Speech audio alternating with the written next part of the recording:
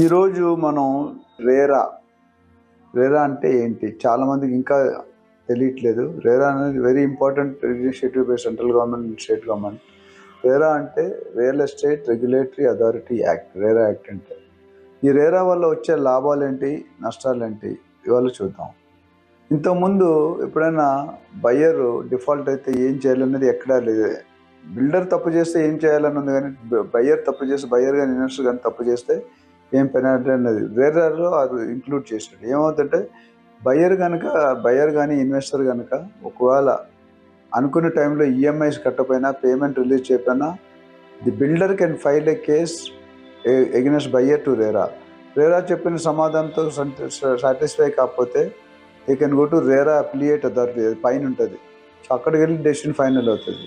So బయ్యర్కి ఆ లా include చేశారు. అదే కమింగ్ టు బిల్డర్ వచ్చేసరికి చాలా పాయింట్స్ పెట్టారు. 3-4 పాయింట్స్ డిస్కస్ చేద్దాం. ఫస్ట్, బిల్డర్ అనేవాడు పర్మిషన్స్ లేకుండా, రేరా లేకుండా ఒకవేళ ఏదైనా బ్రోచర్ వేసినా, అమ్మినా, అడ్వర్టైజ్ చేసినా, మార్కెటింగ్ చేసినా పెనాల్టీ వేస్తారు. 10% ఆఫ్ ది ప్రాజెక్ట్, అంటే ఒక 1000 కోట్ల ప్రాజెక్ట్ అంటే 100 కోట్ల వరకు మీరు పెనాల్టీ కట్టాల్సి వస్తుంది, లేదా మిమ్మల్ని జైల్లో పెడతారు. రెండిట్లో ఒకటి ఖచ్చితంగా వాళ్ళు ఫుల్ పవర్స్ అథారిటీ ఉందన్నమాట. రెండోది ఏంటంటే, మీకు వచ్చిన డబ్బులు 100 రూపీస్ కలెక్ట్ చేస్తే అందులో 70 రూపీస్కి లెక్క చెప్పాలి, ఎస్క్రో అకౌంట్లో వేయాలి.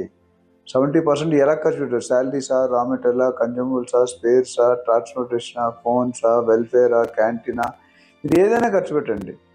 కానీ ఖర్చు పెట్టేటప్పుడు రేరా నుండి అప్రూవల్ తీసుకోవాలి.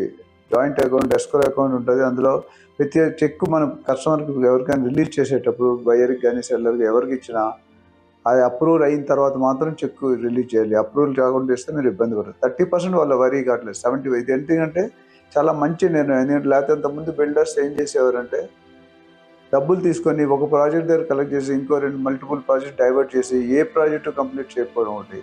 లేదా డెవలపర్స్ కొంతమంది, అందరూ కాదండి, ఇవన్నీ తప్పులు చేసి చాలా ఫ్యూ మంది ఉంటారు. బట్ మేము అందరూ పబ్లిక్లో చెప్పాల్సి వస్తుంది.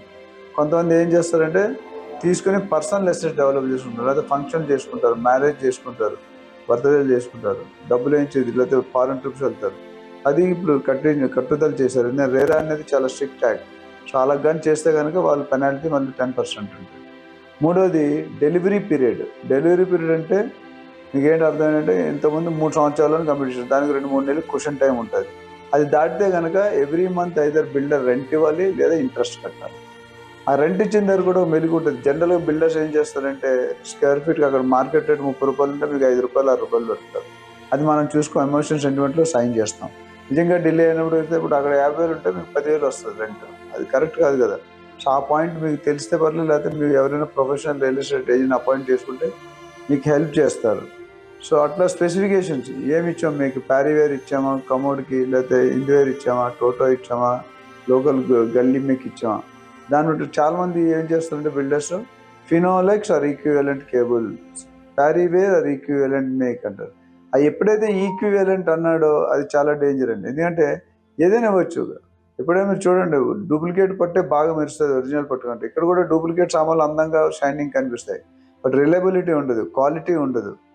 సో అలా అది ఆ పాయింట్ కూడా చెక్ చేసుకోవాలి. సో మెయిన్గా ఇంకా మిగతా ఉన్నాయి. ఒకవేళ 8 యూనిట్ల కంటే ఎక్కువ అయితే రేరా పర్మిషన్ కంపల్సరీ ఉండాలి, అది కంపల్సరీ చూసుకోండి.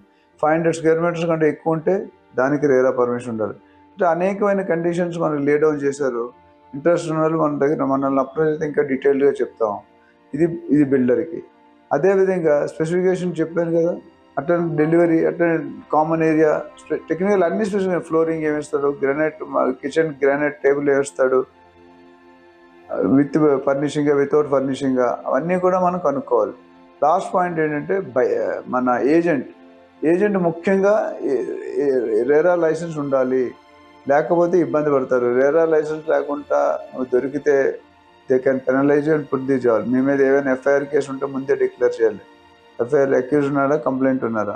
సో రేరా ఏజెంట్ కూడా, రేరా లైసెన్స్ ఏజెంట్కి 2 విధాలుగా పెట్టు. ఒకటి ఏంటంటే బయ్యర్ అండ్ సెల్లర్ని కానీ ఏజెంట్ మోసం చేసి వాళ్ళు కేసు వేయచ్చు రేరాకి, ఏజెంట్ మీద.